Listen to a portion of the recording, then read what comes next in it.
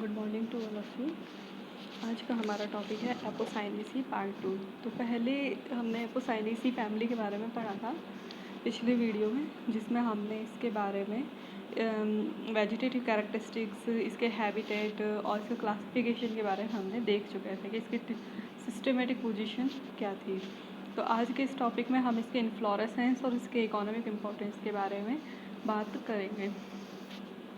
Inflorescence से मतलब होता है पुष्प क्रम।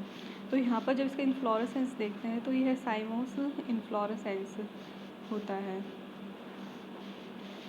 कुछ स्पीसीज में अलग इन्फ्लोरेसेंस भी पाए जाते हैं, जैसे कैथेरेंथस रोजियस। इसमें जो फ्लावर होता है वो अकेला या जोड़े में लगता है। एल्स्टोनिया स्क्लोरेसिस, इसमें अम्बेल पेनिकल साइमोस इन्फ्लोरेसेंस होता है। छत्र की यौगिक ससीमाक्ष।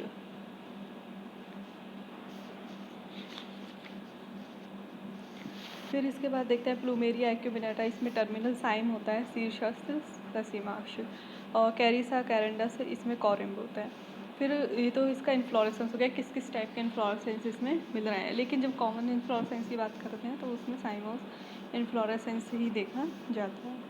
फ्लावर इसमें ब्रैक्टिएट होता है, मतलब उसमें सहपत्र उपस्थित होती है, ब्रैक्ट प्रेजेंट रहता है। ब्रैक्टियोलेट होता है सहपत्र की, ब्रैक्टियोलेट भी उसमें पाई जाती है। पेडिसिलेट व्रंत उपस्थित होता है, पेडिकल उपस्थित है तो पेडिसिलेट।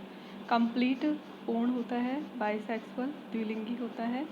एक्टिनोमॉर्फिक त्रिज्या समेत, मतलब किसी भी व्यास से उसे जब कट करेंगे फ्लावर को तो वो इक्वल भागों में ही डिवाइड होगा, जिसे एक्टिनोमॉर्फिक कहते हैं। पेंटामेरस पंचतई, मतलब कैलिक्स, कोरोला, ये सब इसमें 5-5 के नंबर में प्रेजेंट होते हैं। हाइपोगाइनस ओवरी इसमें सुपीरियर मिलती है, तो इस कारण से जितने भी फ्लोरल ऑर्गन्स होते हैं वो ओवरी से नीचे की तरफ पाए जाते हैं, तो इसलिए इसे हाइपोगाइनस कंडीशन कहते हैं। कैलिक्स इसमें 5 होते हैं, जो कि आधारीय भाग से तो जुड़े हुए मिलेंगे और ऊपर से स्वतंत्र होते हैं। तो इस तरीके से यहाँ कैलिक्स 5 देखे जाते हैं। कोरोला दलपुंज 5 गैमोपिटेलस कंडीशन पाई जाती है।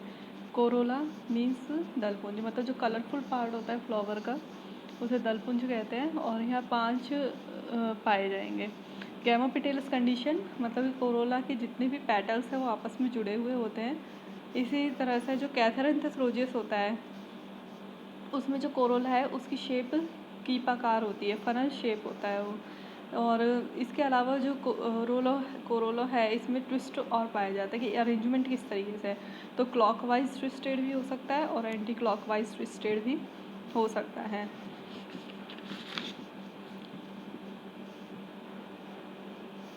और कोरोलाइन कोरोना, इसमें ये एक संरचना होती है। कोरोना पर एक आउटग्रोथ पाई जाती है, एक्स्ट्रा आउटग्रोथ होती है, इसको हम कोरोलाइन कोरोना कहते हैं। तो कोरोलाइन कोरोना की प्रेजेंस एपोसाइनेसी फैमिली के फ्लावर में पाई जाती है। कोरोला पर एक और एक्स्ट्रा आउटग्रोथ मिलेगी जिसको हम कोरोलाइन कोरोना कहते हैं। एग्जाम्पल है इसका थेवेशिया नीरियम। तो जो पीली कनेर और गुलाबी कनेर होती है उनमें यह देखा जाता है कि कोरोला पर एक एक्स्ट्रा आउटग्रोथ मिल रही है। एंड्रोइशियम जो थर्ड वॉल होता है फ्लावर का वो एंड्रोइशियम कहलाता है, जिसकी यूनिट स्टैमेन होती है। तो 5 दलग्न होते हैं। दलग्न से मतलब एपिपिटेलस, जो कि पेटल्स से जुड़े हुए मिलेंगे। एंटीसिपेलस होते हैं बाह्य दलाभिमुख। सैजिटेड मतलब बाणाकार, इनकी जो शेप है वो बाणाकार होती है, सैजिटेट। और द्विकोष्ठी होती है, बाइलोब्ड। बेसिफिक्स्ड होते हैं, मतलब जो उसका जो लॉब होगी उसका जो आधार वाला रीजन होता है वो फिक्स्ड मिलता है, वहाँ से जो कनेक्टिव है जुड़ा हुआ मिलेगा। तो कनेक्टिव का जो फिलामेंट होता है तो वो वहाँ जो उसका बेसल रीजन होता है, जो इसकी लॉब्स होती हैं, वहाँ से ये जुड़ता है। इंट्रोज मतलब अंदर की तरफ ये ग्रोथ शो करते हैं, बाहर की तरफ ग्रोथ शो करके फ्लावर के अंदर की तरफ ही ये अपनी ग्रोथ शो करते हैं, तो इसे एंटी इंट्रोज कहते हैं। फिर है गायनोइशियम। गायनोइशियम होता है फीमेल रिप्रोडक्टिव ऑर्गन। तो बाइकार्पलरी होती है, मतलब द्विअंडपी, एक साथ दो कार्पल पाए जाते हैं। एपोकार्पस मतलब जो कार्पल है वो आपस में जुड़े ना होकर के अलग अलग होते हैं, तो इसको व्युत्तांडपी या एपोकार्पस कंडीशन कहेंगे। सिनकार्पस सिनकार्पस कंडीशन भी देखी जाती है, एपोकार्पस कंडीशन भी होती है, और कुछ प्लांट्स में यहाँ पे सिनकार्पस कंडीशन भी देखी जाती है। सिनकार्पस मतलब कार्पल्स आपस में जुड़े हुए। यूनिलोक्यूलर होते हैं, मार्जिनल प्लेसेंटेशन पाया जाता है। तो इसमें जो प्लेसेंटेशन देखा जाता है एपोसाइनेसी फैमिली में मार्जिनल प्लेसेंटेशन है, और कॉमन स्टाइल और स्टिग्मा जुड़े हुए होते हैं। फिर इसके बाद है फ्रूट। फ्रूट इसमें फॉलिकल फ्रूट नीरियम में मिलता है, ड्रूप थैवेशिया में, बेरी कैरिसा में, और कैप्सूल एलामेंडा में। तो इस तरीके के अलग अलग प्लांट स्पीसीज़ के अकॉर्डिंग इसमें अलग अलग फ्रूट पाए जाते हैं, और एंडोस्पर्मिक होता है। इसके बाद है पॉलिनेशन। पॉलिनेशन या तो वायु द्वारा होगा या इंसेक्ट द्वारा, इस तरीके से इसमें पॉलिनेशन देखा जाता है। अब इसके इकोनॉमिक इम्पोर्टेंस की हम बात करते हैं कि एपोसाइनेसी फैमिली का इकोनॉमिक इम्पोर्टेंस क्या है। तो पहला इसमें देखते हैं ऑर्नामेंटल प्लांट्स की, जो शोभाकारी पादप या ऑर्नामेंटल प्लांट्स होते हैं वो एल्स्टोनिया स्क्लोरिस, ब्यूमोंटिया ग्रैंडिफोलिया, नीरियम ओडोरम, थेवेशिया, राइटिया, प्लूमेरिया, एलामेंडा। जो पीली कनेर और गुलाबी कनेर की जितनी वैरायटी है वो सारी इसी में ही आती है। मेडिसिनल प्लांट एल्स्टोनिया स्क्लोरिस की छाल ज्वर रोधी, टॉनिक और कीटनाशक और आंतों की बीमारी के लिए लाभदायक होती है। इसमें एल्कलॉइड पाए जाते हैं, एल्स्टोनिन, डिटामिन। तो ये जो एल्कलॉइड होते हैं ये इन सब डिजीज़ में काम आते हैं। थेवेशिया नीरियोफोलिया। थेवेशिया नीरियोफोलिया पीली कनेर होती है जो कि ज्वर रोधी होती है। फिर तीसरा है राउवुल्फिया सर्पेंटाइना, सर्पगंधा। इसकी सूखी जड़ से प्राप्त एल्कलॉइड को नर्व तंत्रिका शामक के समान प्रयोग में लिया जाता है। फिर चौथा है टैबरन मोंटाना, चांदनी का दूध या क्षीर वार्ड्स को ठीक करने के काम में लिया जाता है। टैबरन मोंटाना जो चांदनी का पेड़ होता है उसको इस तरीके से यूज़ में लेंगे। कैथेरेंथस रोजियस सदाबहार से प्राप्त एल्कलॉइड विनक्रास्टिन एंड विनब्लास्टिन कैंसर के यूज़ में काम आती है। तो इस वर्ण पर फूल मधुमेह के उपचार में काम आते हैं। तो इस तरीके से यहाँ हम देख रहे हैं कि पहले हमने ऑर्नामेंटल प्लांट्स देखे कि क्या क्या यूज़ में आता है।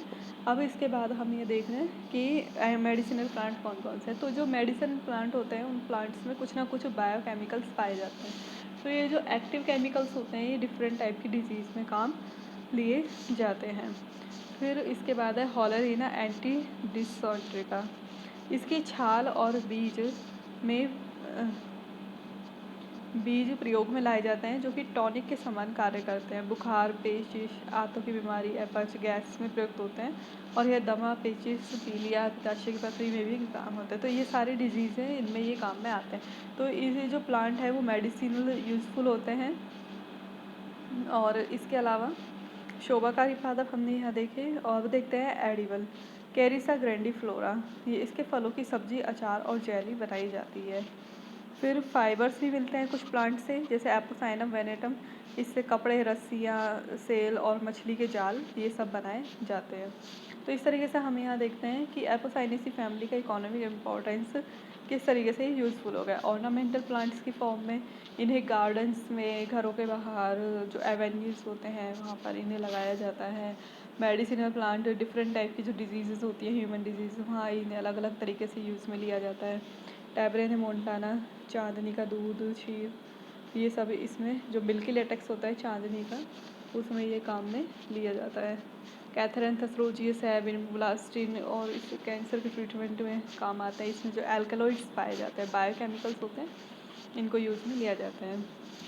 तो इस तरीके से हमने यहाँ देखा कि एपोसाइनेसी फैमिली के बारे में हमने यहाँ पे सारी डिटेल में जानकारी देखी, जिसमें हमने कि वो कहाँ मिलते हैं, किस तरीके के हैबिटेट में मिल रहा है, किस तरीके की हैबिट होती है उनकी, ट्री मिलते हैं, हर्ब मिलती हैं, श्रब मिलती हैं। इसके अलावा इसमें इसका सिस्टमेटिक क्लासिफिकेशन भी देखा।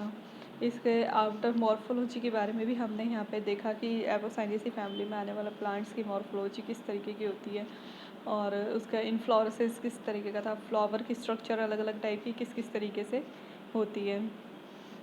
फ्रूट्स के बारे में भी देखा। तो इस तरीके से यह हमारा टॉपिक आज कंप्लीट होता है।